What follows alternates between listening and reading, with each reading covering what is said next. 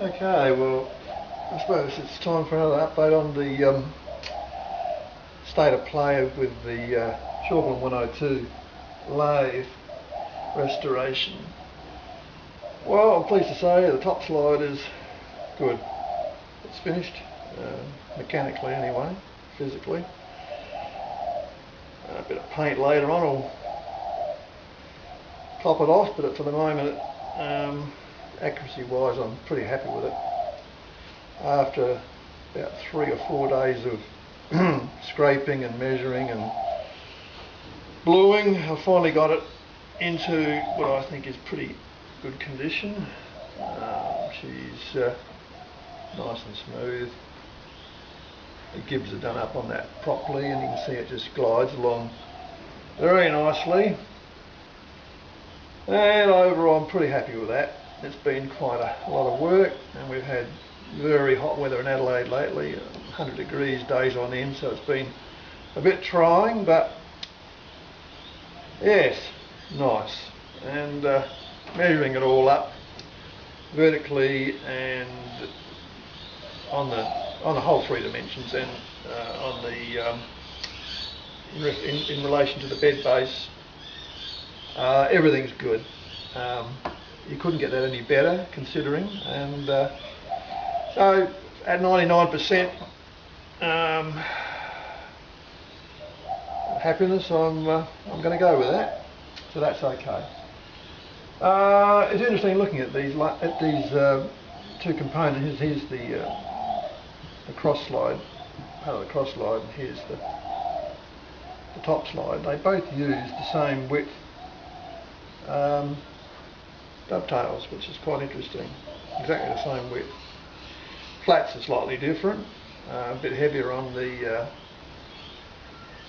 cross slide, but so she's pretty robust all over, and well made. I had to machine the thread block so I could adjust it up a little bit, because there is some wear in that and the shaft, but overall all the backlash is gone and in play. Had to make up a new and re-tap that thread that was butchered, like a few things on this. So I had to make up a locking screw to go in there. That's the plug I was talking about in the previous video. I had to make up, which locks this segment in here. And on the back side, I just put a slotted head on it. I wasn't sure what they had, but that looks alright.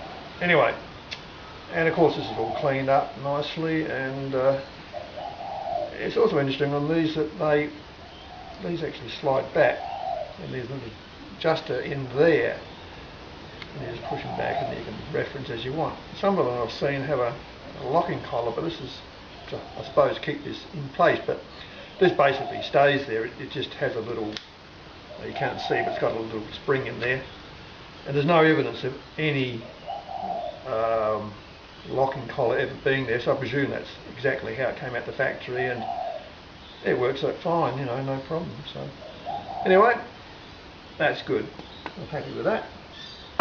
Now the cross slide. Well, this has been repaired at some stage, because the T-slot on the bottom has either been badly worn in the middle, or it's been broken out, probably broken out, because this thing's had a pretty tough life.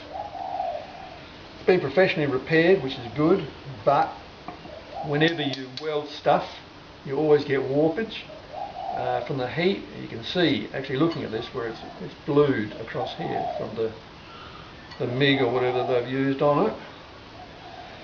And even though this slides quite nicely on here, if you measure it up, you put the steel ruler on there, it's got a high spot in the middle, both sides. She rocks. So both those flats, luckily it's just the flats, these are okay, they're dovetails, but both those flats are going to have to be scraped in the middle. I measured it up with my trusty micrometer. I just use a couple of center drill bits, make sure that when they go in there that they touch on the middle of the dovetail, and you just measure it up with those. If you're careful, you can get a pretty good reading. I mean, the mic will never give you the final accuracy you need to get it close to perfect, you'll have to go over it with bearing blue. I use this stuff, bearing blue, and you'll have to do some serious bearing blue wiping and gentle scraping to get it perfect. But anyway, for your initial measurement, use your micrometer. This is an old Imperial one I've had for years, and you just put it on there, get it centered. Make sure you just rock it slightly so that you get the faces parallel. And you just measure it, go up, measure it in 4 or 5 positions, and you'll see whether there's any variation in the width. And that will be relative to the flats and the dovetails. Now we know in this case that the flats are definitely out, so we'll work on them first, and then we'll come back to the dovetails later if we have to. We may not have to. So, you know, it's no big deal, but it'll just need work, more scraping. And yeah, to get it right you have to put the time in. Now on this, the thread block on this is worn. It's an interesting one that it basically is a cylinder that goes up in here, it's through the centre where the thread goes, and it's pinned, held in by 2 little pins, which I'm not going to disturb. I'll leave them. There's no way I can eliminate or do anything much about the backlash in the thread and the thread block. I had visions I might have just sliced it and just bent it slightly on the end just to take up any slack, which is a good way of doing it. I mean, but in being a cylinder you can't, because there's no room for any movement. But if that had been a conventional thread block, you could have basically just put a slit across it and then just heated it and just tapped it a bit, just enough to distort the thread very slightly, and that will take all your slop out. The same as adjusters on a commercial unit,